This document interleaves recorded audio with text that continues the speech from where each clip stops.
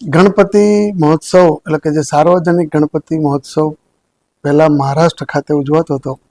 હવે એ મહારાષ્ટ્રની સીમાઓ છોડીને દેશના ઘણા બધા રાજ્યોમાં તહેવારની ઉજવણી થાય છે.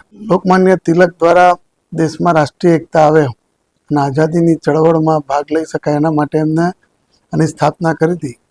તો રાજ્ય સરકારે આ તબક્કે એવી વિચારણા કરી કે ગુજરાતનો બી સાંસ્કૃતિક વારસો જળવાઈ રહે અને લોકોમાં સાર્વજનિક ગણેશ મહોત્સવની સાથે દેશપ્રેમની ભાવના પણ જાગૃત રહે એના માટે આમ ઉજવવાનું નક્કી કરવામાં આવેલું છે.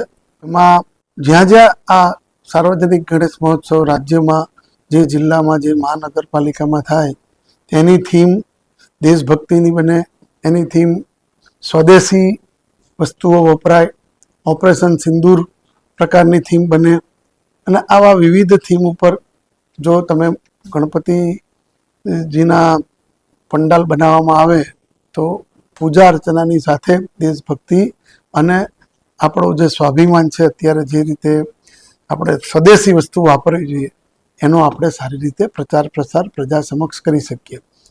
ત્યાં સેલ્ફી બૂથ બનાવવામાં આવે, સેલ્ફી બૂથમાં પણ વિવિધ મેસેજ હોય અને પર્યાવરણનું પણ જતન થાય એ પ્રકારના પણ પંડાલ બનાવવામાં આવે તો ધાર્મિકની સાથે દેશની જરૂરિયાતની બાબતો આપણે પૂર્ણ કરી શકીએ.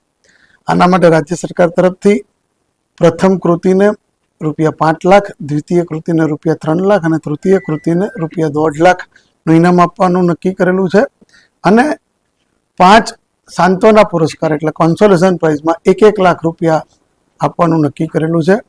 આના માટે એક કમિટીની રચના કરવામાં આવી છે, જેમાં મહાનગરપાલિકા હશે તો કમિશનર અધ્યક્ષ હશે અને જિલ્લાની કમિટીમાં કલેક્ટર અધ્યક્ષ સ્થાને અને સભ્યો DDO શ્રી સભ્ય હશે, SP શ્રી સભ્ય હશે અને બીજા સભ્યો સાથે એમાં આપણે નક્કી કરવામાં આવશે અને રાજ્ય સરકારને એની વિગતો મોકલવામાં આવશે. આના માટે જે જગ્યાએ સાર્વજનિક મહોત્સવ માટેનું પંડાલ બનાવવાનું હશે તેમને આપણા યુવા વિકાસ અધિકારીની કચેરી લાલબાગ ખાતે આવેલું ત્યાંથી એક ફોર્મ મેળવી અને એ ફોર્મ ભરવાનું રહેશે અને આ ફોર્મની વિગતો પરથી અમારી ટીમ તેની મુલાકાત લેશે અને મુલાકાત બાદ જે યોગ્ય લાગશે એને અમે રાજ્ય સરકારને અમે સાદર કરીશું.